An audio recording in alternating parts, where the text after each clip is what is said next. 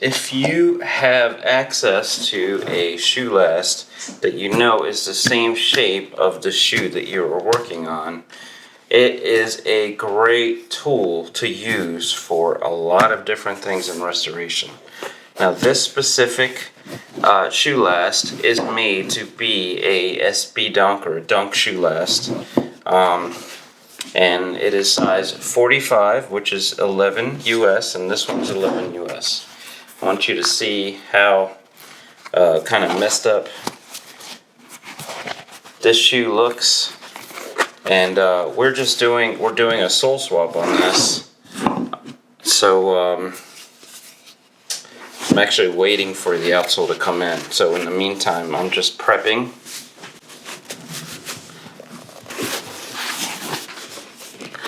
Now, ideally you want one that has a tendo hinge. Mine do not. So I have to put them in very carefully. But I gotta get some tendo hinge johns. Because this one's not cutting it. Also, this shoe is a 2004 dunk. It might be different, just slightly different shape.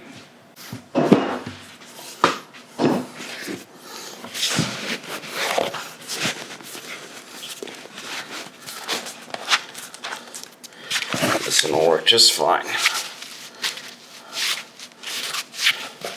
Okay, so here's the situation. This one is actually 2 sizes too small. Excuse me, 1.5 sizes too small.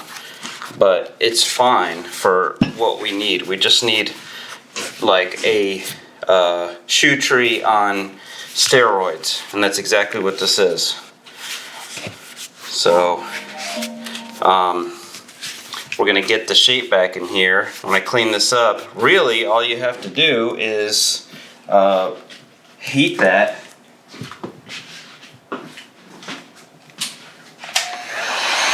after you condition it. Condition it first, and then get heat close to it, and just kind of rub the creases out, and they should start coming out. I already feel them coming out. I mean, it's not going to be perfect, obviously, but it's certainly going to be better than it is. This specific dunk has incredible leather quality.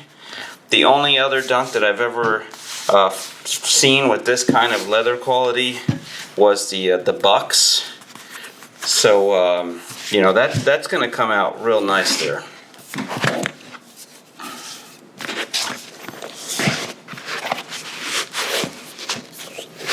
Again, I'm going to show you that toe. It's going to fill it up real nice.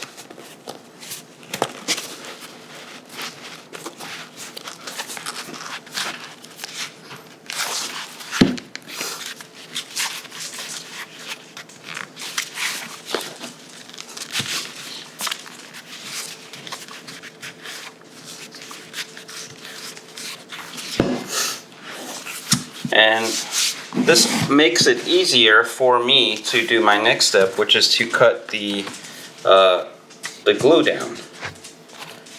Now I have a hard surface behind there to cut my glue, so it just makes it easier.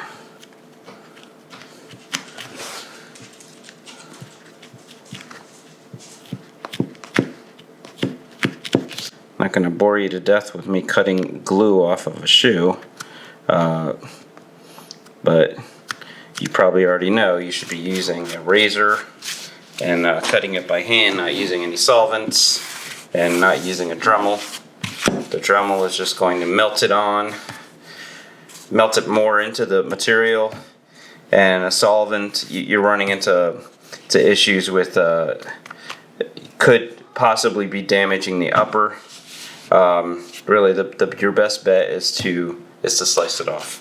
So anyway, you should be adding a shoe last into your restoration repertoire, just for the simple fact that it does work even when you are not doing work. It is helping reshape the shoe. So when I put this away, it's still going to be in the last. gonna keep it in the last until I have my outsole come in. Let's see if I can find a size 11. Okay, here's a 10.5 outsole. It's a Jordan outsole. It's just what I have on hand, but I just wanted to demonstrate. You could, once everything is prepped, glue this. You could just wait the amount of time that it says on the packaging of the cement glue that you use, and press it together. You know, once you get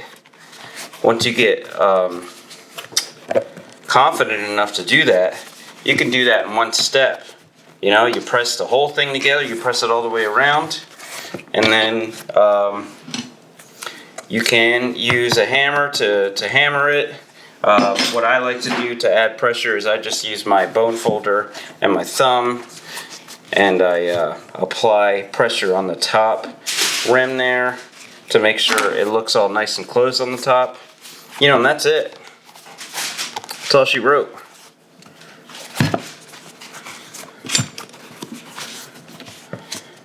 So it makes it a lot easier. If this wasn't filled with a shoe last, that would be a lot harder to do.